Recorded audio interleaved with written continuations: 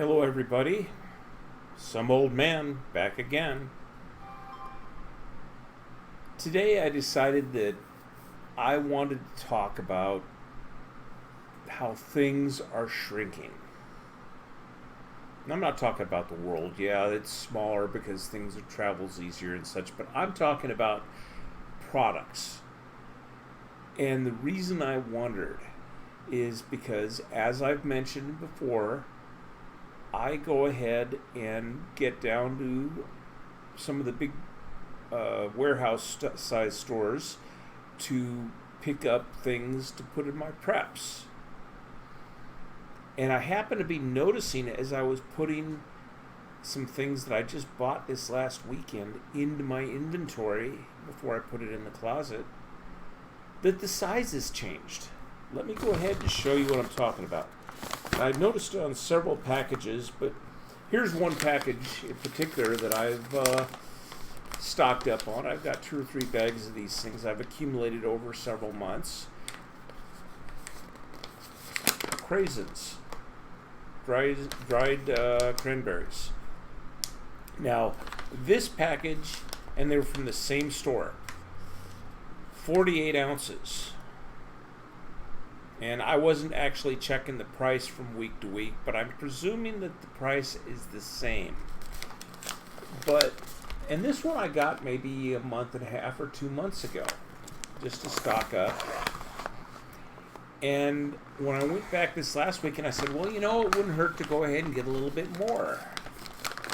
And I got another package, and then this seems a little bit lighter. So when I was getting ready to enter it in the inventory, I noticed that the weight on this one wasn't as much. It's only 43 ounces. It's not a lot different, but the fact that they've shaved off 10% or so of the package,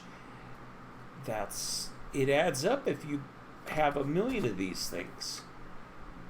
And they're saving a little bit of money producing it, and probably charging just as much as before, if not maybe a little more.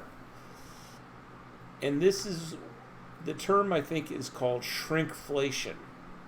It's not inflation, it's shrinking what you're buying. And what this tells me is that things are getting more expensive. If you aren't actually seeing the prices increase, you're seeing the product decrease, as shown here.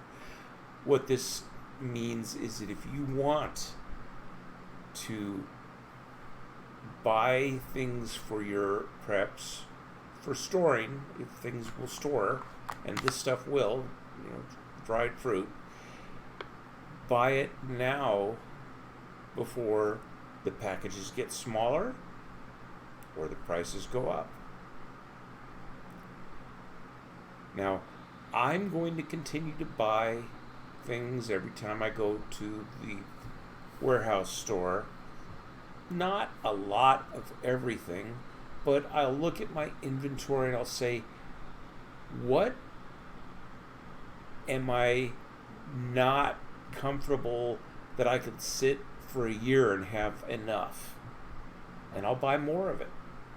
The last time I went, I think I did buy another bag of rice just because, I've only got 50 pounds. Maybe I need 60. Maybe I need 100. You see what I mean? You have to evaluate how much you have, how long it will last, and I've spoken on this topic before as well, and how long do you think you might have to last? Not necessarily for disaster. That's an issue too, but just for the fact that supplies are not making it to the stores anymore. I saw a bit of news today that off the port of California, there were, 81 container ships queued up waiting to get in, and they can't unload them fast enough.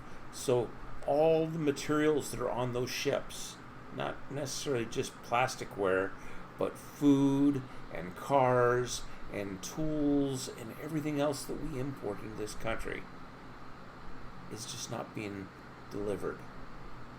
It's causing a massive shortage in various places. Now, is the world going to end? No, it's not going to end, but times can get really tough. So if you've gone ahead and stocked up on a few things that you use, we go through these things. A bag of these will probably last 3 or 4 months. Just we don't go through them. Just grab a handful periodically. Use them either in recipes or salads or just as a snack. But when you have a 4-pound bag, it's going to last a little while since there are no kids. But by having 3 or 4 bags of this now in stock, I'm not worried about it. In fact, the only reason I added that last bag is because, it's kind of borderline. I'm no longer even concerned because I've got a bag open down in the kitchen. It's going to last 2 or 3 more months, and I've got 3 bags up here. Even if this last one is smaller, it doesn't matter. I've also got other dried fruits just because, hey, it's a good snack. But you may not want craisins. You may not want raisins. You may want canned soup. If that's what you like, make sure you've got some extra. It's not going to get any cheaper, and it will get more expensive, and it may not even be available when you really need it. So while it's available, go ahead and get it. If there's only 5 cases in the store, don't go buying all 5. You don't need to get stocked up. That's called hoarding. But going out and buying a little bit at a time over time while there's still plenty there for everybody, that's not hoarding. That's called prepping. There's a big difference. And then when everybody starts panicking when something happens, you are not going to be the person going to the store to grab as much as you can like it was back last year with the toilet paper. You will already have what you need. So you'll just sit back and nod your head and think you're glad you have it. Well, that's kind of all that I wanted to say today, is that prices are going up, products are going down, everything is going to be harder in the future. So go ahead and be ready for it. Go ahead and subscribe if you're not already. Hit the like button.